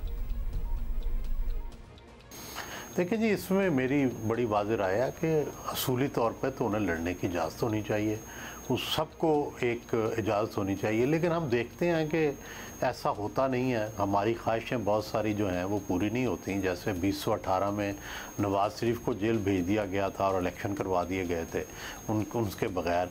तो इसी तरह मुझे ये लगता है कि इस दफ़ा भी शायद लेवल प्लेइंग फील्ड ना मिले और जो है खान साहब को वो मौका ना मिले जो हम सब चाहते हैं कि उनको भी आज़ादी से इलेक्शन लड़ने दिया जाए, ताकि वो भी उनका मौका। शुक्रिया आपका वरायत साहब। 18 में नून लीग को लेवल प्लेइंग फील्ड नहीं मिल रहा था, अब इन्हें नहीं मिलेगा अपेरेंटली। खैर, बाय द वे मियां नवाज शरीफ मरी से पहुंच रहे हैं Islamabad. Have not been able to get over the match जो कल हुआ था, not been able to recover precisely. Recover हाँ, मतलब क्या हो सकता है। और फिर आप लोगों की माशाल्लाह ट्वीट्स जो आ रही हैं वो हमें रिकवर होने भी नहीं देंगी। तो कलेक्टिव एक हमें रिकवरी की ज़रूरत है। अब्दुल रज़ाक ने हमें ज्वाइन किया है, कुछ सवाल दोबारा से रीविजिट, और फैजान लाखानी भी हमें ज्वाइन करेंगे चेन्नई से। लेकिन पहले आपसे ये पूछ लें कि वैसे तो ऑब्वियसली पाकिस्तान अफगानिस्तान मैच जो था वो दोनों के लिए बड़ा अहम था, दोनों टीमों के लिए, लेकिन लगता है कि पाकिस्तान ने कुछ प्रेशर जो है ना वो हद से ज़्यादा ले लिया। अंदाज़ा लगा। आपकी नज़र में गेम चेंजिंग मोमेंट क्या था? कोई था? चले, वैसे हासिल तो कुछ नहीं होगा, लेकिन फिर भी हम चूंकि कर रहे हैं तो डिस्कस कर रहे हैं, तो बताएं फिर। जी डेफिनेटली पाकिस्तान अफगानिस्तान का हमेशा बड़ा अहम मैच होता है, और स्पेशली वर्ल्ड कप में हो तो जैसे इंडिया के साथ होता है ऐसे अफगानिस्तान के साथ भी हमारे काफ़ी ज़बरदस्त मैच होता है और बड़ा प्रेशर वाला मैच होता है। और जब देखिए पाकिस्तान को कंडीशन सूट कर रही थी, टास्क भी पाकिस्तान ने जीत लिया, फैसला भी बड़ा अच्छा किया बैटिंग करने का, पर हमारे जो बैट्समैन हैं इनको अंदाज़ा नहीं था कि हमने कितना टोटल करना है। इनके माइंड में 260 270 का था, तो ये ऐसे क्रिकेट नहीं खेली जाती। तो मैंने दोपहर में भी कहा था कल कि यहाँ पे 300 350 स्कोर होना चाहिए, क्योंकि ये जब आप इतना स्कोर कर लेते हैं तो फिर दूसरी टीम चांस नहीं लेती। तो हमने मौका दिया अफगानिस्तान को, हिस्ट्री बनाई, और अब फ्यूचर में अफगानिस्तान से हमें जीतने के लिए भी बहुत अच्छा खेलना पड़ेगा और बड़ा मुश्किल हो जाएगा। अच्छा, वैसे ये पाकिस्तान इंडिया वाले मैचेस जो एक ट्रेडिशनली रहे हैं हमारे, वो तो मैं समझती थी, ये अफगानिस्तान पाकिस्तान का भी है, उन्हें भी है ना, हमसे कोई मसला है। वो तो उनकी जो एंड में स्पीच थी उससे पता चल ही गया था, हालांकि why politicise that, Ibrahim Zadran की, जिसमें वो कह रहे थे कि जो पाकिस्तान से लोग वापस भेजे जा रहे हैं, वापस घर भेजे जा रहे हैं, होम का भी लफ्ज़ इस्तेमाल किया, उनके लिए डेडिकेट करता हूँ भाई, कोई इलीगली रह रहा है उसे घर भेजना कोई जुर्म है? खैर, अब ये बताइएगा रज़ाक भाई कि चेन्नई के विकेट पर स्पिनर्स का जोर चलता है, अफगानिस्तान के स्पिनर्स भी अच्छे हैं, लेकिन हमारे बैटर्स अब तो ऐसा लगता है कि इन्हें खेलने का तरीका नहीं आता। ये एक्सपीरियंस्ड हैं, ये वर्ल्ड क्लास समझे जाते थे, अब क्या कमी है हमारे बैटर्स में? डेफिनेटली चेन्नई की विकेट में हमेशा स्पिनर के लिए अच्छा होता है, पर क्वालिटी स्पिनर, ये ऐसी पिच थी यहाँ अगर आप में एबिलिटी है, पोटेंशियल है, अच्छे स्पिनर, तो वही इसको यूटिलाइज कर सकते जैसे अफगानिस्तान ने किया। पाकिस्तान के पास स्पिनर थे पर वो उस क्वालिटी की नज़र नहीं आई जिस तरह की बॉलिंग राशिद खान ने किया और उसके बाद नूर ने की, और हमने नवाज को भी बाहर बैठा दिया, हालांकि हो सकता है यहाँ पे उनकी ज़रूरत होती तो वो भी नहीं मैच खेल रहे थे। और कमज़ोरी हमारी यही है कि जी हमने जो बैटिंग है वो अच्छी नहीं की और मेरिट पे नहीं की, हमने सेल्फिश होकर खेला है और हमने एक खुद ही टारगेट सेट किया कर दिया था। और आपको पता होगा अगर कप्तान 40 ओवर खेला हो तो उसके मुताबिक आपको फिर ज़रूरत नहीं पड़ती कि कोई गाइडेंस की, तो कप्तान के होते हुए हम इस अप्रोच से खेलें। अब आपको अंदाज़ा हो गया होगा कि हमारी अप्रोच क्या है, हमारे कप्तान की सोच क्या है। अच्छा, जगह की बात कर लें, फील्ड की बात कर लें तो अगला मैच भी पाकिस्तान को यहीं पे खेलना है और वो है batting power house south Africa के खिलाफ। तो हम ऑलरेडी थोड़ा सा सोच रहे हैं कि इसके लिए तो कोई प्लानिंग, शदीद किस्म की प्लानिंग की ज़रूरत है क्योंकि और जाने बैटिंग चाहिए हमें। हाँ बिल्कुल, इस किस्म की हमें कुछ सोचना पड़ेगा। तो लिहाजा कोई तब्दीली देख रहे हैं आप जिसकी टीम को ज़रूरत महसूस हो रही हो? क्योंकि हमें तो हो रही है। जी देखिए, पाकिस्तान का नेक्स्ट मैच भी यहाँ पे है और चेंजिंग की मैं तो हमेशा अगेंस्ट रहता हूँ क्योंकि आपको चेंजिंग करनी नहीं चाहिए। आप हर मैच में एक आधी चेंजिंग कर देते हैं, इससे बिल्कुल कॉन्फिडेंस नहीं रहता। और फ़खर को आपने बाहर बैठाया हुआ है जिनकी ज़रूरत ही हमें खिलाने की, और हमारी सिर्फ अप्रोच को चेंज करने की ज़रूरत है। हम जो हमारे नेगेटिव थाट्स हैं, हम जो डरते हैं आउट होने से, हिट मारने से, उसको चेंज करने की ज़रूरत है। आपको फ्रीडम क्रिकेट खेलनी चाहिए, खुला खेलना चाहिए। एक या दो बैट्समैन की जैसे इफ्तिखार खेल रहे हैं, इस तरह की बैटिंग करने वाले प्लेयर हमारे पास हैं। बाबर भी कर लेते हैं, अब अब्दुल्ला शफीक भी कर लेते हैं, इमाम भी कर लेते हैं, रिजवान भी कर लेते हैं, पर हम बहुत कैलकुलेटेड हुए हुए हैं। हम वेट करते हैं बैट बॉल का, तो हमें ऐसा नहीं खेलना। हमने कम बॉलों पे ज़्यादा स्कोर करने हैं और जिसकी वजह से पाकिस्तान को फ़ायदा होगा। और आखिरी ओवर में हमारे पास जितने डेप्थ है बैटिंग की, तो उनको ज़्यादा ओवर मिलने चाहिए। Okay, thank you for your opinion. Changes की बात कर रहे थे, चेंज करके क्या लाएंगे? मुझे पता नहीं ना क्या करेंगे, क्या लाएंगे चेंज करके? फैजान हमारे साथ हैं, फैजान हमारे साथ हैं, फैजान है हमारे साथ। फैजान सलाम अलैकुम, फैजान हाउ आर यू? हमारे तो दिल जरा टूटे हुए हैं, पता नहीं आप जरा अपनी कैफियत बताएं, आप और दीगर आप, क्योंकि आप लोग तो हमारे एज पाकिस्तान क्रिकेट टीम के फैंस भी हैं और जर्नलिस्ट भी हैं, तो और इस वक्त इंडिया में हमारे आईज एंड ईयर्स भी हैं, तो आपको जो पता होगा खासतौर पे ड्रेसिंग रूम में क्या माहौल है, वो जरा हमें सारी इंसाइट्स दें। देखिए, जब हम टूर कर रहे होते हैं ना पाकिस्तान टीम के साथ, तो फिर हमारी एक थॉट होती है हम तमाम जर्नलिस्ट की कि ये जो पूरा स्क्वाड है ना, जो 33 लड़के टूर कर रहे हैं और उसके साथ 10-15 जर्नलिस्ट जो साथ है, वो सब एक ही कंटिजेंट का हिस्सा है, हर कोई एक दूसरे को बैक कर रहा होता है। तो अफसरदा हम सब ही है और कल जिस तरीके से पाकिस्तान हारी, दिल दुखे है और बहुत ही बुरा खेला कल पाकिस्तान ने। तीनों डिपार्टमेंट में पाकिस्तान की टीम आउट क्लास है। और ऑफ कोर्स जब बाबर आजम कल प्रेस कॉन्फ्रेंस करने आए, सवालात के जवाब दिए, उनकी बॉडी से लग रहा था कि बाबर बहुत ज्यादा डिजेक्टेड है और उनकी बातों से ये लग रहा था कि बाबर को उनके प्लेयर से वो मिल नहीं रहा जो वो अपने प्लेयर से चाह रहे। तो मेरे ख्याल से कलेक्टिव टीम एफर्ट की जो जरूरत है, जो एटीट्यूड मैच जीतने वाला होना चाहिए, वो पाकिस्तान टीम में नजर नहीं आ रहा। जिस तरह रजाक भाई बात कर रहे थे थोड़ी देर पहले, विकेट चेन्नई का डेफिनेटली 300+ वाला विकेट था। यहाँ पे हमने यहाँ पे बैटिंग भी अच्छी नहीं की, हमने यहाँ पे बॉलिंग भी अच्छी नहीं किया। हम इस बॉलिंग के बारे में हमेशा ये फख्र से कहते हैं कि दुनिया का नंबर 1 बॉलिंग अटैक है। ये नंबर 1 बॉलिंग अटैक ने 2 मरतबा इस वर्ल्ड कप में 300 रन कंसीड करवा दिए, 282 रन जैसा, आई मीन डिफेंडेबल जरूर था ये टोटल। उसको डिफेंड ना कर सके, सिर्फ 2 विकेटों पे अफगानिस्तान ने वो टारगेट चेज कर लिया। तो कहीं ना कहीं कुछ ना कुछ वो जो विनिंग एटीट्यूड होता है ना, वो पाकिस्तान टीम लैक कर रही है। एंड हर मैच के बाद इंडिया से हारे हमें लगा एटीट्यूड बड़ा बेहतर हो गया है, मोराल अप है, मोराल हाई है, हमने भी बड़ा बैकअप किया। फिर अगला मैच ऑस्ट्रेलिया से हारे, हमें लगा तब भी चलें, जो लोग भी आके बात करते थे, पहले वो आए थे, हसन आए थे, फिर इमाम आए थे, हमें लगा कि सब मामला ठीक है, कोई ऐसा मामला नीचे कोई मोराल डाउन नहीं है। लेकिन जब सब ठीक है और दिल पे भी नहीं ले रहे थे, तो वो एटीट्यूड ठीक क्यों नहीं हो पा रहा? और एटीट्यूड क्या, they walked on to the field Faizan yesterday, मतलब अभी वो स्टेप ऑन टू की हैं और शक्लें उतरी हुई थी, एज इफ के इतना बड़ा कंधों पे एक बोझ है। भाई क्यों खेलने आए हैं तो आप फ्रेश क्यों नहीं आए? बहुत ज्यादा लेथार्जिक सा एटीट्यूड पूरा पाकिस्तान टीम का। इनफैक्ट बाबर आजम से सवाल भी हुआ था कि वो चीज क्यों, उनका यही कहना था कि उनको ये फील हो रहा है कि खासतौर पर फील्डिंग के हवाले से जब हम बात कर रहे थे बाबर से, तो उन्होंने कहा कि जो एटीट्यूड फील्डिंग के लिए रिक्वायर्ड है, जो फोकस फील्डिंग के लिए रिक्वायर्ड है, वो प्लेयर्स नहीं दे रहे। पता नहीं वो किन सोचों में घूमा, ये बाबर के अपने अल्फाज थे।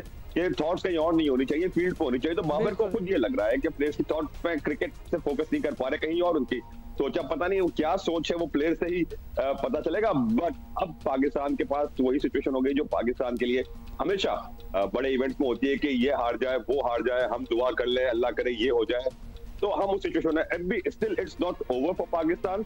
अच्छे चारों मैचेस बकिया जीत कर और फिर ये दुआएं करके कि अगला कोई मैच हार जाए तो Pakistan can still make it to final four. But I think जिस तरह ये टीम खेल रही है अब ये बातें मैं जहर का लफ्ज इस्तेमाल कर रहा हूँ कि हम फिर दूसरों के हारने का इंतजार करें, because we have invested everything in this team. That's because हम उसके बाद हमारी जीत या हमारे chances become dependent on others. हाँ, मतलब कि वो हारेगा तो ये points इधर-उधर होंगे। मतलब when वो times change, फैजान ये भी बताइएगा कि बाबर ने फील्डिंग का बिल्कुल आप सही कह रहे हैं तस्करा किया और मामलात पे बात की। He was not probably willing to accept कि कल हमें एक बड़ा टोटल सेट करना चाहिए था। क्या वो अभी भी उसी माइंड सेट में है कि 280 something is enough in this day and age? The rest of the world has probably moved on from 280. और जब और अगर तो enough है तो enough क्यों नहीं हुआ, फिर जीते क्यों नहीं? It seems like देखिए जो पाकिस्तान की बॉलिंग लाइन जो हमारा गुरूर है हमेशा उसके मुताबिक तो 282 डिफेंड होने चाहिए थे। बट अगेन जो मॉडर्न डे क्रिकेट हो चुकी है अब उसमें 280 300 भी इनफैक्ट काफी नहीं लगता। अब तो 340 टीमें चेस कर लेती हैं तो आपको बड़ा स्कोर करना पड़ेगा। कल बाबर की प्रेशर में उन्होंने बॉलिंग और फील्डिंग पे ज्यादा कहा कि उसमें हम सही तरह एग्जीक्यूट ना कर सके। बट बाबर की प्रेस कॉन्फ्रेंस के बाद जब हमारी इफ्तिखार अहमद से जो आईसीसी का एक ट्रेडिशनल मिक्स जोन होता है जिसमें सिर्फ आप गुफ्तगू कर सकते हैं, कोर्स ले सकते हैं, तो उसमें हमारी इफ्तिखार अहमद से बात हुई। उसमें उन्होंने बड़ा क्लियरली कहा कि ये विकेट हमारा 300 प्लस का था, हमने उस तरह से बैटिंग नहीं की, हमें बैटिंग में ज्यादा शॉट्स खेलने चाहिए थे और बॉलिंग भी इनफैक्ट हमने और अफगानिस्तान ने यही फर्क था कि हमने बहुत ज्यादा बुरी बॉलें कराई और जब हम बुरी बॉलें कराते थे उस बुरी बॉल पे पनिश होता था तो हम पूरे ओवर में प्रेशर में आ जाते थे। अफगानिस्तान ने बैट बॉल्स पे अपना ज्यादा कंट्रोल रखा, सुहागा होता था कि हमारी मिस फील्डिंग भी होती थी। एक बुरी बॉलें फिर मिस फील्डिंग। एक और एलिमेंट फैजान, जब हमारे कुछ मैचेस के बाद आपने देखा ही रिजवान ने गजा के लोगों के लिए मुतासरीन के लिए कुछ वर्ड्स का है, कुछ डेडिकेट की। सोशल मीडिया पे एक आग लग गई लोगों को कि मतलब स्पोर्ट्स को बिल्कुल इससे अलग रहना चाहिए एंड ऑल दैट। उन्होंने तो कल वो स्टेडियम में नहीं कहा था उन्होंने। अच्छा, तो कल इब्राहिम जदरान का स्टेटमेंट कोई आईसीसी को कुछ डायरेक्शन नहीं देनी चाहिए कि आप ये क्यों ऐसी बातें कर रहे हैं कि ये हम डेडिकेट कर रहे हैं उन अफगानियों के लिए जो पाकिस्तान निकाल रहे हैं उनको, हालांकि पाकिस्तान अनडॉक्यूमेंटेड एग्जैक्टली और वो अनडॉक्यूमेंटेड अफगानिस्तान के लोगों के लिए, नॉट जस्ट एनीबडी के आओ जी और टिका मारो निकलो। आईसीसी ने तो बहरहाल रिजवान के मामले में भी कुछ नहीं कहा था, वो सोशल मीडिया पे ही शोर उठा हुआ था। तो आई थिंक प्लेयर अपनी कैपेसिटी में अपने हक पे होता है, अगर वो अपनी परफॉर्मेंस किसी को डेडिकेट करना चाहे तो आई थिंक ये हर प्लेयर का हर किसी का इनफरादी व्यू है। आईसीसी यूजुअली इस पे क्योंकि आमतौर पे ये प्लेइंग फील्ड में वाकयात नहीं होते और जो रिजवान ने ट्वीट किया वो तो टोटली उसकी पर्सनल टाइमलाइन के ऊपर बात हुई थी और उसमें आईसीसी ने कुछ नहीं कहा। और जदरान ने भी अगर किसी को डेडिकेट की है तो वो अपने मुल्क के लोगों के हवाले से डेडिकेट की, ये उनका आई डोंट थिंक इसमें आईसीसी का इंटरफेयर कर सकता है या आईसीसी को कुछ बोलना चाहिए इसमें। ये उनके अपने पॉलिटिकल व्यूज है, जो चीजें वो कहना चाह रहे थे उन्होंने कह दी। इस तरह की चीजें आई थिंक इन चीजों ये हमें बट फैजान सॉरी एक चीज it needs to be said, शायद बाय ऑल स्टैंडर्ड्स कोई गलत बात नहीं हुई होगी लेकिन अजीब सा जरूर लगा कि ये जीत इनके लिए अफगानिस्तान के लिए इतनी बड़ी थी, नेचुरली होगी भी, कि उन्होंने एक विक्ट्री लैप लिया। मतलब उन्होंने कोई टूर्नामेंट नहीं जीता अभी, उन्होंने इस जीत का पाकिस्तान से जीत का विक्ट्री लैप लिया, झंडे गले में डाले हुए थे। Yes okay fine but it's not as if they won the world cup, they won from one single country. अभी अफगानिस्तान ने इससे पहले इंग्लैंड को भी हराया था और जब कोई टीम अंडरडॉग्स के तौर पर किसी भी टूर्नामेंट में आती है और वो अमंग द फेवरेट्स टीमों को हराती तो वो इस तरह विक्ट्री लैप लेती है। आपको याद होगा 1999 में जब बांग्लादेश ने पाकिस्तान को हराया था वर्ल्ड कप के एक लीग मैच में, तो बांग्लादेश ने भी विक्ट्री लैप लिया था। इस तरह बहुत सारे ऐसे वाकयात हैं जब टीमें एक बड़ी टीम को हराती है। बैठ के बात कर रहे थे ना कि हम इनसे तो जीत ही जाएंगे, हम नहीं जीते। मैंने तो कल भी ये नहीं कहा था, मुझे शक है। अच्छा ऑफ कोर्स अंडरडॉग टीम तो थी ना पाकिस्तान के मुकाबले में, Pakistan was clear favourite but Pakistan हार गया। ऑल्दो कल जोनाथन ट्रॉट ने प्रेस कॉन्फ्रेंस में कहा कि इस मैच को अपसेट कहना अफगानिस्तान के प्लेयर्स की मेहनत की डिसरिस्पेक्ट होगी। प्लेयर्स ने मेहनत की। फखर की फिटनेस का क्या अपडेट है? फखर की फिटनेस बहाल हुई है? आखिरी अपडेट ये थी कि उनके घुटने का रिहैब जारी था, बट पाकिस्तान टीम मैनेजमेंट काफी हद तक उम्मीद है कि फखर जमान जो अगला मैच हमारा साउथ अफ्रीका का है उससे पहले अपनी फिटनेस को रिगेन कर लेंगे। एंड मुझे बताइएगा कि when people who have been following Shaheen since day one, क्या वो ठीक कह रहे हैं कि शाहीन की बॉलिंग मुतासिर हुई है, या वाकई विकेट में ही इतनी गुंजाइश नहीं है कि वो कुछ भी कर लें, बॉल नहीं उनका स्विंग करेगा? उन्हीं का नहीं स्विंग कर रहा, बाकी तो बाकी नहीं, हम बुरा खेल रहे हैं, हम अपनी गलतियों से आउट हो रहे हैं, दूसरे बल्लेबाज गलतियां नहीं कर रहे हैं।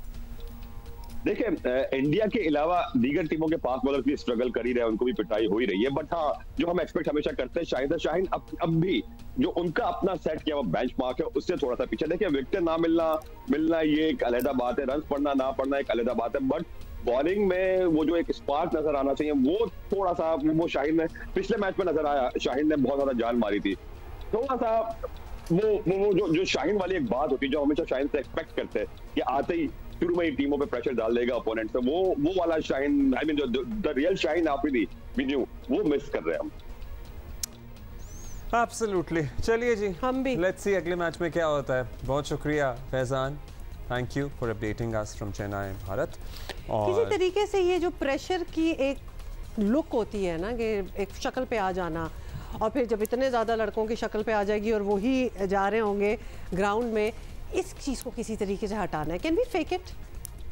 Fake it till you make it. Fake it. We need to look like, you know, we know this or we've got this. We know, we've got this. हाँ, लेकिन we don't actually. और हम तो लिख लेते ना माथे पे कि भाई हमें डर लग रहा है। तो ये अजीब सी कोई सिचुएशन बनी हुई है। कुछ किया नहीं जा सकता। इसकी हमें नहीं ट्रेनिंग देनी चाहिए, है ना? हमें देनी चाहिए इसकी ट्रेनिंग, क्योंकि हमें पता है कि अंडर प्रेशर काम किस तरह होता है और दिखाना नहीं है।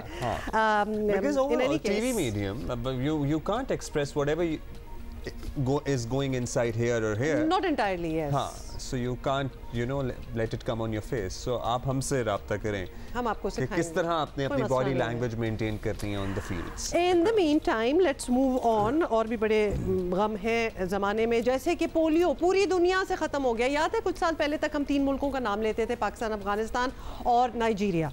नाइजीरिया से ख़त्म हो गया। नाइजीरिया से ख़त्म हो गया। हमारे बातें करते करते ही इतने सालों में नाइजीरिया का हम नाम नहीं लेते, अब 2 मुल्कों में रह गया, पाकिस्तान और अफगानिस्तान, और अब उसको ख़त्म करना है। और आज पोलियो के ख़ात्मे का आलमी दिन जो है वो मनाया जा रहा है, और दुनिया में जिस तरह कि हमने आपको बता दिया कि 2 मुल्कों में रह गया, तो we need to do something about it. Absolutely. मेरे पास फिगर्स हैं। कराची, लाहौर, पेशावर, कोयटा, बन्नू, पिशीन और चमन समेत 7 शहरों में 11 नए केसेस सामने आए हैं। अंदाजा लगाएं, 11, not 1 or 2। This is alarming.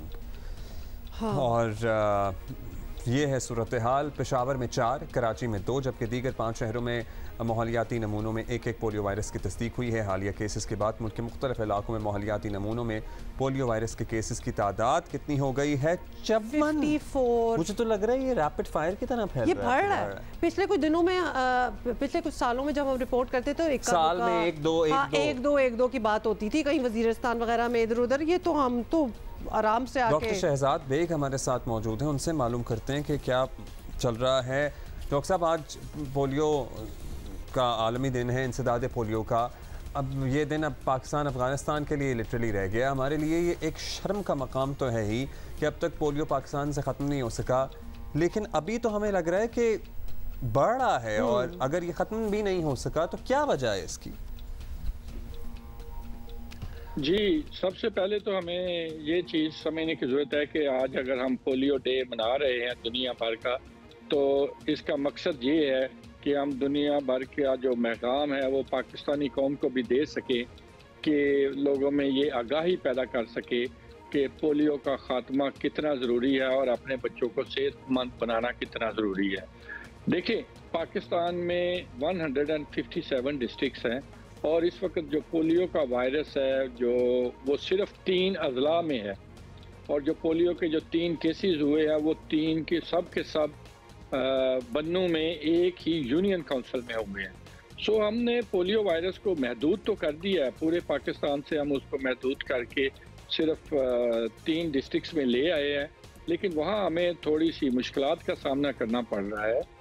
और ये मुश्किलात जो हैं वो ये हमें समझने की ज़रूरत है कि ये वो इलाके हैं जहाँ पे कोई तरक्की भी इतनी नहीं हुई, एजुकेशन भी कम है, ज्योग्राफी बहुत हार्ड है, अफ़गानिस्तान के साथ बॉर्डर्स हैं, अफ़गानिस्तान और इन इलाकों के दरमियान पॉपुलेशन मूवमेंट बहुत ज़्यादा है, लोगों का ट्रस्ट भी हुकूमत पर भी और वैक्सीन पर भी उतना ज़्यादा नहीं है, और इसके अलावा हमें उन इलाकों में ख़वातीन वैक्सीनेटर हासिल करने में भी बहुत मुश्किलात पेश आती हैं, और इसकी वजह से हमारी घर के अंदर तक वो रसाई नहीं होती जो हमें पाकिस्तान के दूसरे शहरों में होती है।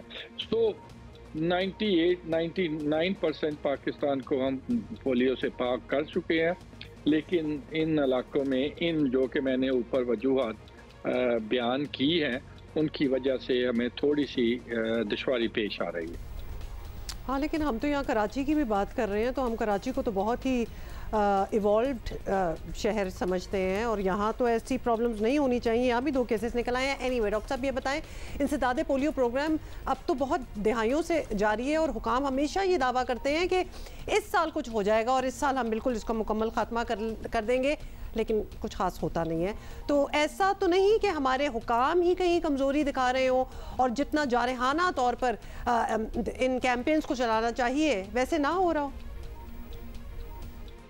नहीं, बासियत सरबरा पोलियो प्रोग्राम में आपको यकीन दिलाता हूँ कि जिसको कहते हैं ना अनप्रेसिडेंटेड सपोर्ट, चाहे वो गवर्नमेंट ऑफ पाकिस्तान हो, चाहे वो अपोजिशन हो, चाहे वो पॉलिटिकल पार्टीज हो, चाहे वो गवर्नमेंट मशीनरी हो, चाहे वो इंटरनेशनल पार्टनर्स हो, सबका हमें मिसाली ताउन हासिल है, और हम भरपूर मुहिम चला रहे हैं। हमें जो मुश्किलात हैं वो 2 तरह की हैं। एक तो वो वायरस है जो कि साउथ KPK में है, बन्नू में, जिसको हम ख़त्म करने की कोशिश कर रहे हैं, और हम महसूस करते हैं कि उसमें हमें काफ़ी कामयाबी हासिल हो गई है।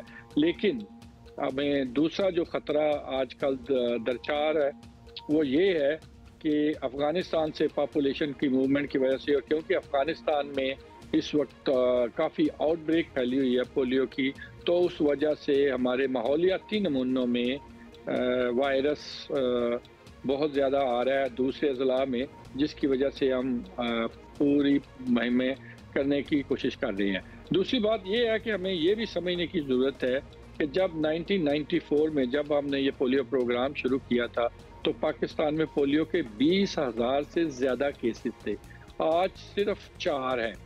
लिहाजा हमने बहुत ज़्यादा कामयाबी हासिल की है, लेकिन ये एक ऐसा प्रोग्राम है जहाँ पे 1% नाकामी भी नाकामी है, और हम महसूस करते हैं कि हम इंशाल्लाह पोलियो के खात्मे के करीब हैं, लेकिन इसके लिए अब हमें बहसीयत कौम मिलकर और एक दूसरे का तावन और सपोर्ट जरूरी होगी ताकि हम ये कामयाबी हासिल कर सकें। सर, आपकी कोशिश है, आप कह रहे हैं, और एक केस भी हो तो दैट्स टू मच, लेकिन यहाँ तो बहुत ज़्यादा है, इनफैक्ट दर्जनों हैं। अगर हम ये सूरत हाल देखें तो डॉक्टर साहब, एक हकीकत पसंदाना रियलिस्टिक टाइमलाइन क्या हो सकती है इसके खात्मे की?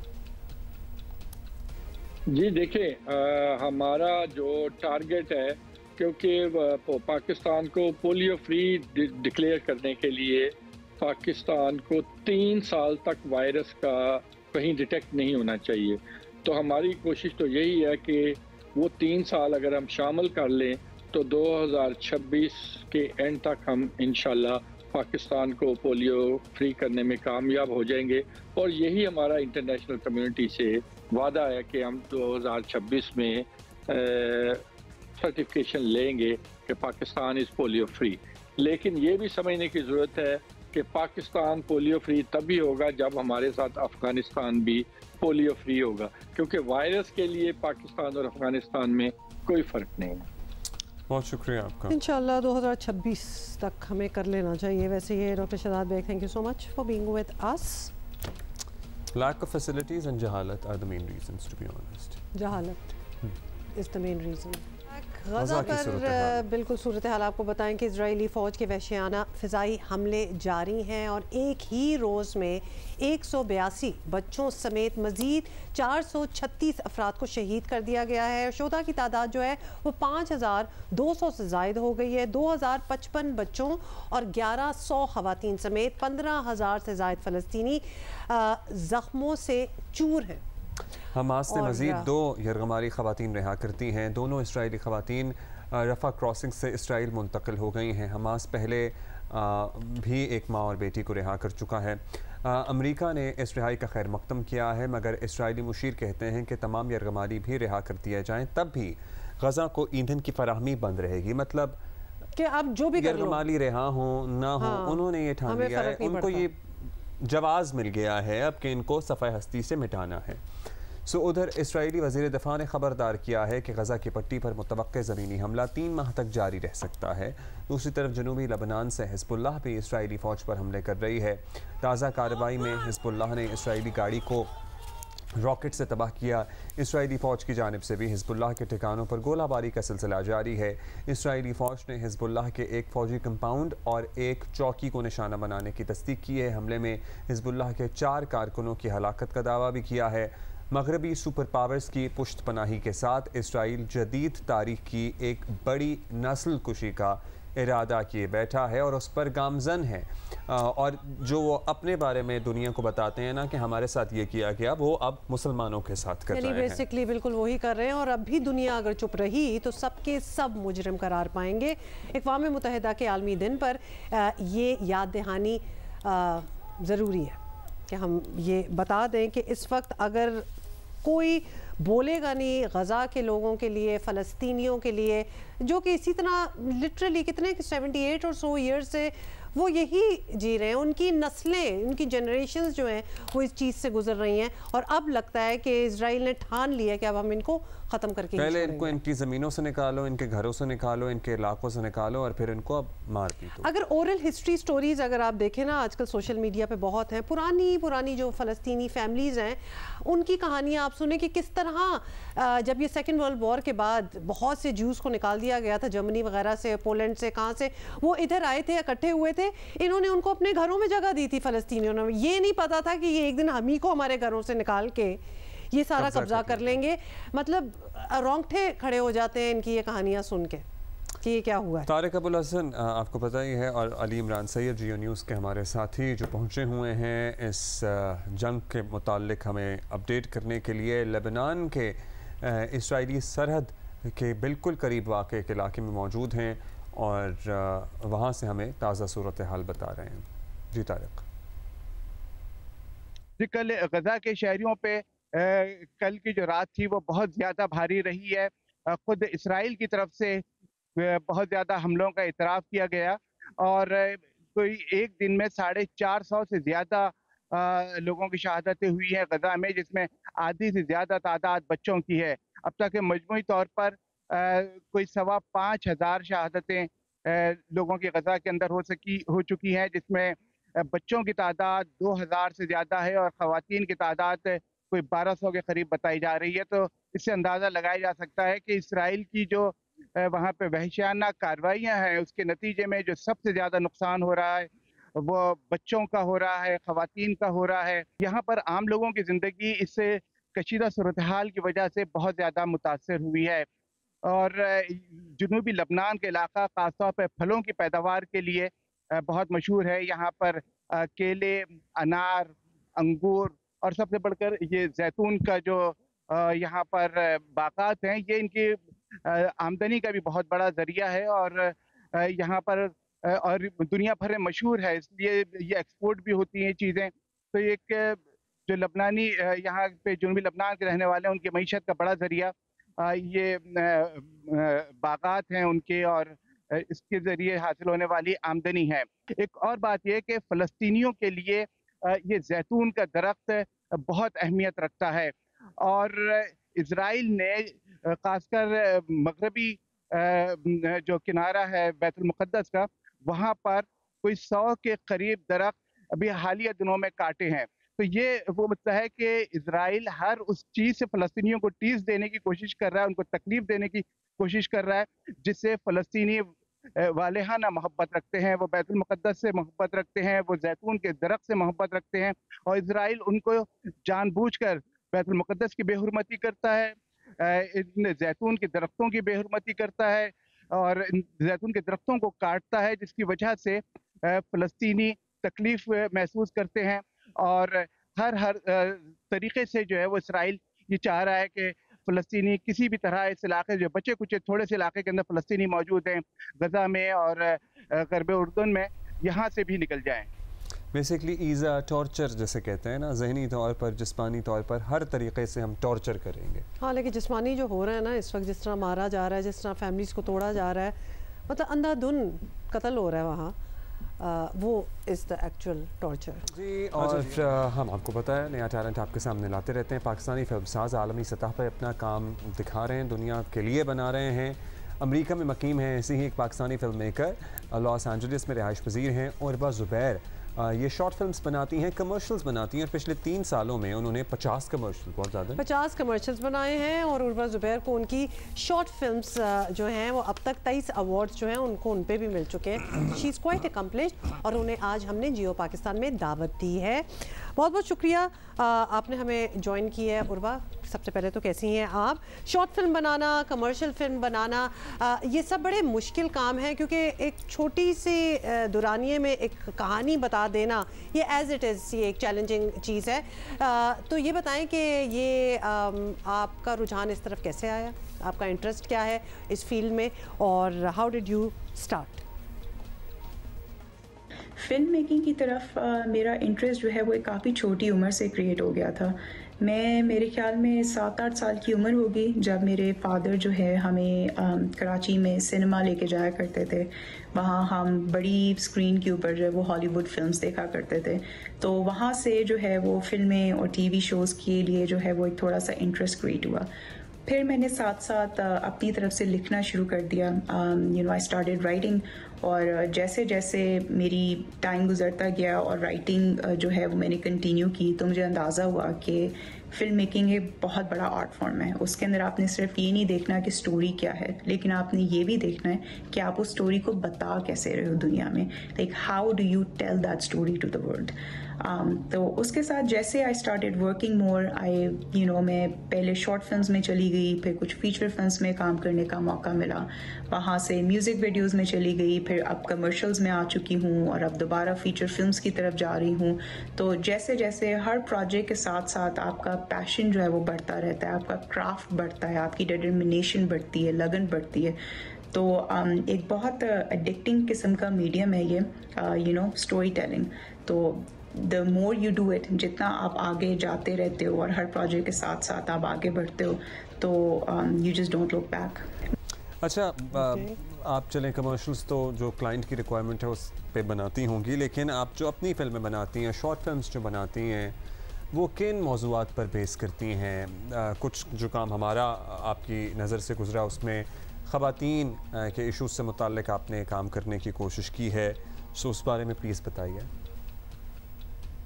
मेरी फिल्में फेमिनिज़म से ज़्यादा बढ़ के ह्यूमनिज़म के लेवल को एक्सप्लोर करती हैं। फॉर एग्ज़ाम्पल, अगर हम ये कहते हैं कि हमारे माशरे में औरत के पास जो है वो चॉइस ऑफ फ्रीडम की कमी है, तो हम एक स्टेप पीछे लेते हैं और हम मेल जेंडर और उनकी चॉइस ऑफ फ्रीडम को भी एक्सप्लोर करते हैं। For example, as we all know कि हमारे माशरे में मर्दों के ऊपर थोड़ा सा प्रेशर होता है कि उन्हें स्टेबल इनकम लेकर आनी है, घर को चलाना है, फैमिली को साथ लेकर चलना है। अगर किसी का ख्वाब है कि वो क्रिकेटर बनना चाहता है या फुटबॉलर बनना चाहता है या किसी भी किस्म की फील्ड की तरफ पैशन है, तो वो उसको शायद एक्सप्लोर ना कर पाए क्योंकि एक स्टेबल नौकरी चाहिए और एक स्टेबल इनकम चाहिए। तो इस हवाले से मेल जेंडर की भी जो है वो चॉइस ऑफ फ्रीडम ले ली गई है। तो मेरी फिल्में किसी एक जेंडर या जनरेशन को लेके या उनके हकूक़ को लेके जो है वो बात नहीं करती। फिल्मों का इन सब चीज़ों का एक्सप्लोर करने का मकसद ये है कि हम एक दूसरे के पर्सपेक्टिव को समझ सकें और थोड़ी सी अंडरस्टैंडिंग लेकर आएँ। Wonderful ji, thank you. बहुत शुक्रिया Urwa for being with us. और कुछ काम हमने आपका देखा है और उसमें आपने और उसकी एक्सप्लेनेशन कर दी कि किस तरह के मुख्तलिफ इंसानी रुझानात और जज्बात की अक्कासी की गई है। अच्छा जी, पाकिस्तानियों तैयार हो जाएं क्योंकि बिजली के बिल से परेशान हाल आवाम के लिए गैस की कीमतों में इजाफा की एक और अच्छा वो तो हो रही है, और मुझे गैस भरवानी पड़ती है सिलेंडर में, अल्लाह माफ करे, वो उसके भी पैसे हर चीज़ के आपको देना पड़ेंगे, बहुत महंगी पड़ रही है। तो गैस जी आए ना आए that should not matter to you, क्योंकि बिल बहुत ज़्यादा आएगा आपको और महंगा भी होगा। इस बार निगरान हुकूमत ने गैस की कीमतों में 193%। अच्छा ठीक है, बस तक इजाफा मंजूर कर लिया है। कमर्शियल घरेलू सनती सार्फिन के लिए गैस टैरिफ बढ़ा दिया गया है। गैस के मीटर पर फिक्स चार्जेस 10 रुपये से बढ़ाकर 400 रुपये माहाना कर दिए गए, पहले ही कर दिए गए थे। 1 नवंबर से इसका इतलाक होगा।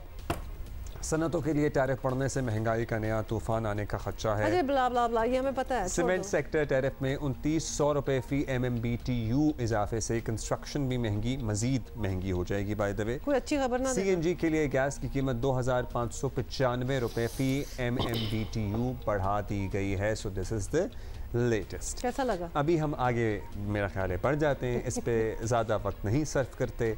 इसको ना बिल आएगा तो खुद ही पता चल जाएगा, अब इसके बारे में ज़्यादा सोचने की जरूरत नहीं है, वरना हो हाय करते ही हम मर्जी, मतलब क्या रहेगा, पता जाएगा, पता नहीं लग जाएगा, लग पता जाएगा। सो ये है पाकिस्तान बोट रैली में अमेरिका से आए रुकन खालिद अहमद ने एक मछली पकड़ी और मछली पकड़ने का नया रिकॉर्ड बना दिया। मुझे बहुत अच्छे लगते हैं ऐसे रिकॉर्ड्स। क्या भाई आइंदा होने वाली बोट रैली की ट्रेनिंग के दौरान इन्होंने 210 किलोग्राम की मालन मछली पकड़ी है। मुझे नहीं वो देख लो ना, मछली का साइज ही देख लो, बोलने की क्या जरूरत है, सब कुछ नजर ही आ गया। 210 किलोग्राम, और अभी ये ट्रेनिंग कर रहे हैं, अगले महीने बोट रैली होनी है उसके लिए। 10 फुट की ये मछली है, आप देख रहे हैं पर्सपेक्टिव में, खुद वो खड़े हैं, साथ मछली है। और ये मछली जो है ना सबसे ज्यादा तेज रफ्तार और फुर्तीली मछली समझी जाती है। खा सकते हैं, मतलब 10 फुट की मछली को और क्या करेंगे? क्यों नहीं खाएंगे, सब खा लेते हैं। कल That is it for today. We're going to see you tomorrow, inshallah. Bye.